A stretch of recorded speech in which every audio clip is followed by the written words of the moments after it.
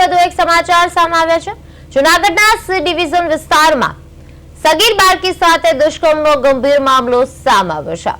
પાર્થ રાજેશ કાચો નામના શખ્સ સામે પોક્સો હેઠળ ગુનો નોંધવામાં આવ્યો છે। આરોપી અને બાળકી ટ્યુશન ક્લાસમાં ઓળખાયા હતા, જ્યાંથી બંને વચ્ચે સંપર્ક થયો હતો। ત્યારબાદ આરોપીએ પ્રેમ સંબંધ બાંધી લગ્ન કરવાની લાલચ આપી બાળકી સાથે દુષ્કર્મ આચર્યું હોવાનું સામે આવ્યું છે અને બાદમાં જાનથી મારી નાખવાની ધમકી પણ આપી કૃત્ય છુપાવવાનો પ્રયાસ કર્યો હોવાનો પણ આરોપ છે। સમગ્ર મામલે બાળકીના પરિવારે પોલીસમાં ફરિયાદ નોંધાવતા પોલીસે તાત્કાલિક કાર્યવાહી કરી આરોપીને ઝડપી લીધો છે અને વધુ તપાસ હાથ ધરી છે।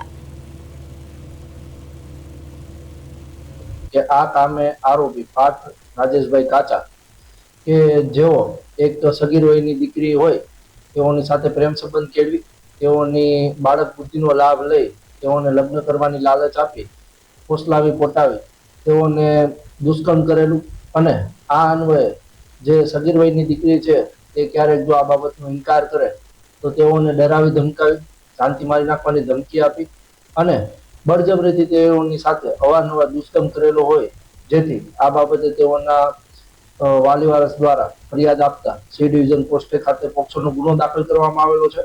હાલ આરોપીને અરેસ્ટ કરી રિમાન્ડની પ્રક્રિયા પૂર્ણ કરી આગળની કાર્યવાહી હાલ ચાલુ છે।